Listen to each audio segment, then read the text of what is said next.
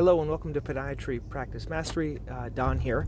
I want to talk a little bit about how to have good free days on the weekend.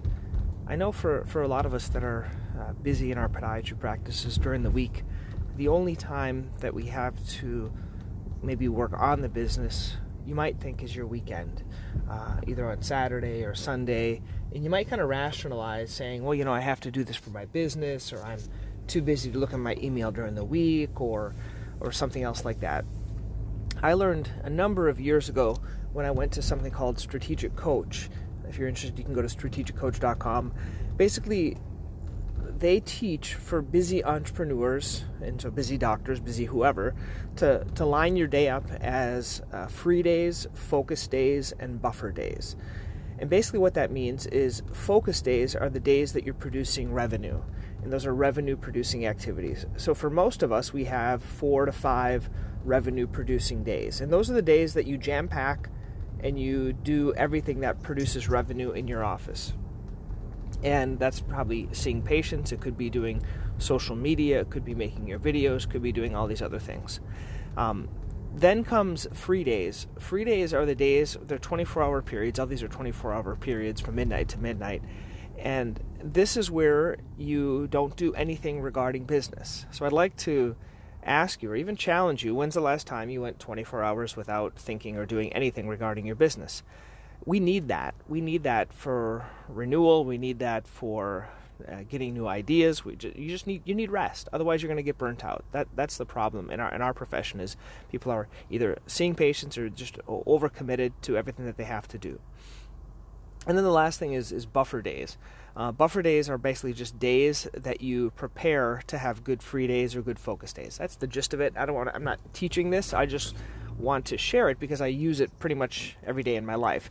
And what I want to talk today about is how you can have good 24-hour periods being freed from any type of business thoughts, and a couple of the tips and techniques that I use.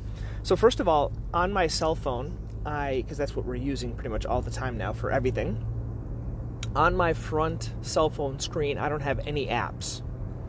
So that means when you open up a cell phone, when you turn it on, there's no apps. Well, I guess the only apps are on the bottom of the screen. I have an Android, but it's the same on an iPhone. You can have the phone. I have the phone app where you can make phone calls. I have the text message app, and let me see here what other ones I have. And then I have voicemail app. I have those 3 on the front of the phone. Okay, nothing else.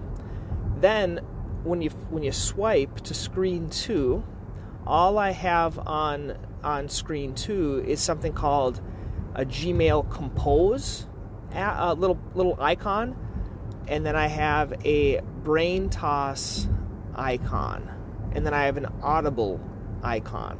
Okay, so I only have 3 on that one. Okay, now let me explain the rationale. On the weekends, if I open up my email, my brain goes into a tailspin. Like, I think of everything I have to do, everyone I have to respond to, all these things that I didn't do. They all become urgent. Someone else's urgency becomes my urgency, and very rarely are there really urgent things. So first of all my email, every single notification on my phone is turned off. I have no jings, no little number ones, no little red lights, nothing like that, because it distracts me, okay? And it makes me feel like I have to do something when I really don't have to do it. So I turn off all the notifications. It's really easy to do, okay? And then all I have on that second screen for the weekend is something called Brain Toss and a Gmail Compose. What's the Gmail Compose? Basically, there's 2 ways of opening. I use Gmail. It could be whatever email provider you have. But there has to be a way that you can just write an email so it opens up the Composer versus opening up all your emails. Because what I found is when I used to open up the Gmail app, I looked at all the titles and I couldn't take action. Or the big problem, the big stressor with emails is you see the title and you can't take action on it. Like if you're with your family or if you're doing something else, and then it just kind of creates this open drawer scenario. And what I mean by the open drawer scenario, it's the same thing with my kids at home. I have this little boy, Daniel, and whenever he sees like an open drawer, he has to close it, right? And sometimes he came to the office the other day, and one of the other doctors, I told him he had this open drawer thing, And so he opened up the drawers in our office amongst the doctors, and he's like going there shutting all the drawers. And it's like a natural habit that we have as people. We want to close all the doors, and we want the drawers to be closed. We want everything to be finished. We want everything to be nice and neat.